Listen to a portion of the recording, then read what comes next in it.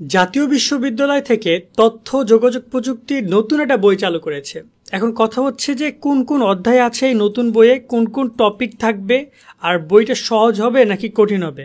কারণ নতুন একটা বই এর আগে ছিল না, হঠাৎ করে এসেছে, পদার্পণ করেছে। সেটাকে তোমরা নিতে পারবে কতটুকু, আজকে আমরা সেটা নিয়ে কথা বলবো। আইসিটি বই নিয়ে, যেটা 75 নাম্বারের একটা এক্সাম হবে। আমি আবারও লিখে দিচ্ছি, এটা 75 নাম্বার কত, ঠিক আছে। এবং এই 75 নাম্বারে তোমার পরীক্ষা, এবং আইসিটি আরও একটা রয়েছে যেটা হচ্ছে 25 নাম্বারের। ওকে, টোটাল এখানে 100 নাম্বার, বাট সাবজেক্ট দুইটা, এবং তার সাথে আরও একটা বই যুক্ত হচ্ছে বাংলাদেশের ইতিহাস, যেটা 100 নম্বরের। তো আমরা ওটা পরে কথা বলবো, ওখানে কী কী অধ্যায় রয়েছে সেগুলো তোমাদেরকে জানাবো। বাট রাইট নাও যদি কথা বলি, আইসিটিতে কোন কোন অধ্যায় রয়েছে এবং সেগুলো কেমন হবে। আমরা যদি তোমাদের সিলেবাস দেখতে পাচ্ছি, এই যে সিলেবাস, এখানে সকল ডিপার্টমেন্টের সিলেবাসের কথা বলেছে। তা আমরা এখান থেকে একটা ধরে নেওয়া যায়, এনভায়রনমেন্ট সায়েন্স ধরি। এখানে যদি আমরা আসি, এখানে আমরা পেয়ে যাব তোমাদের বইয়ের তালিকা। এই যে দেখতে পাচ্ছ, এই যে এখানে রয়েছে ইনফরমেশন টেকনোলজি, দেখতে পাচ্ছ, এই যে ইনফরমেশন টেকনোলজি। এবং আমাদের কাছে আরোটা রয়েছে, সেটা মানে সোশ্যাল ওয়ার্ক, এখানেও এই রয়েছে ইনফরমেশন টেকনোলজি।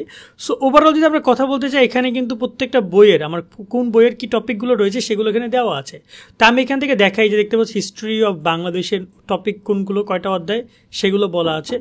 এই যে দেখতে পাচ্ছ তোমরা ইনফরমেশন অ্যান্ড কমিউনিকেশন টেকনোলজি, এই যে তোমাদের এই কোড হচ্ছে 219903 এবং মার্ক হচ্ছে 75, ক্রেডিট হচ্ছে তোমার এখানে 3।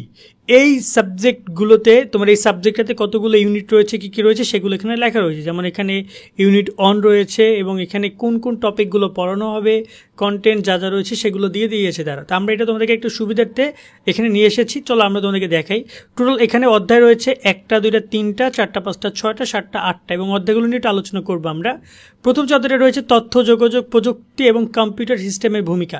এই অধ্যায়টা যদি আমরা একটু লক্ষ্য করি, এখানে খুব বেশি গুরুত্বপূর্ণ, অনেক গুরুত্বপূর্ণ টপিক আছে, খুব বেশি না, অনেক গুরুত্বপূর্ণ টপিক আছে। তবে এটা বেসিকটা ক্লিয়ার করেছে একটা অধ্যায়। নর্মালি যেটা হয় প্রত্যেকটা বইয়ের, একটা বেসিকটা থাকে, ফান্ডামেন্টালটা রেডি করে দেয় তার ফার্স্ট অধ্যায়টা, সেটা তারা করে দিয়েছে এখানে। 2 নম্বর যে বিষয়টা আছে, সেখান থেকে শুরু হয়েছে তোমার ভিন্নধর্মী কোনো কিছু। এটা এমন কোনো একটা বই না যে তোমার ওই অধ্যায়টাকে, একটা প্রথম অধ্যায়কে মেনটেন করে সারা বই চলবে, তা না। নতুন নতুন অনেক কিছু তোমরা পাচ্ছ, এটা তোমরা হয়তো বা ইন্টারও পাও নাই। দেন এখানে রয়েছে কম্পিউটার হার্ডওয়্যার এবং সফটওয়্যার। বুঝতেই পারছো এই অধ্যায়টা যথেষ্ট টাফ একটা অধ্যায় হতে যাচ্ছে।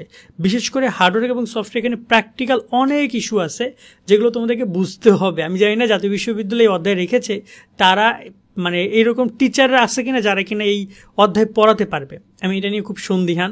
দেন রয়েছে শব্দ প্রক্রিয়াকরণ এবং প্রয়োগের ভূমিকা, এটা একটা দারুণ অধ্যায়, মানে সাউন্ড নিয়ে কথা বলা আছে। সেখানে যদি আমরা দেখি, এই অধ্যায়টা বেশ দারুণ, এবং এখানেও হিউজ পরিমাণ টপিক রয়েছে দেখতে পাচ্ছ, যেগুলো থেকে তোমাদেরকে পরীক্ষা, মানে বই তৈরি করা হবে। এবং প্রকাশনীগুলো ইতিমধ্যে কাজ শুরু করেছে, তারা বই তৈরি করছে। এখানে রয়েছে স্প্রেডশিট আবেদন, এটাও বেশ দারুণ একটা অধ্যায়। উপস্থাপনের আবেদন, এটাও বেশ দারুণ একটা অধ্যায়।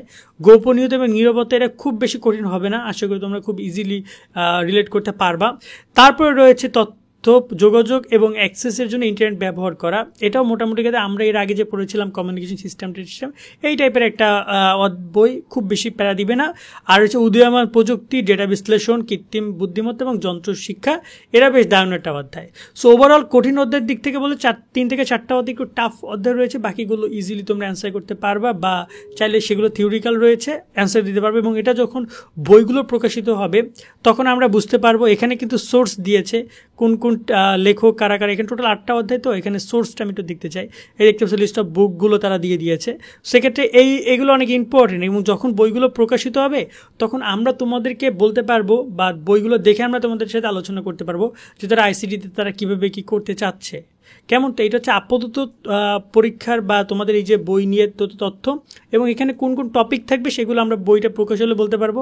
বই কঠিন হবে নাকি সহজ হবে, আমি আবারও বলতেছি, আইসিটি কখনোই সহজ না, আবার খুব বেশি কঠিনও না। যদি তোমরা ভালোভাবে প্রিপারেশন না, তাহলে খুব ব্যাপার না।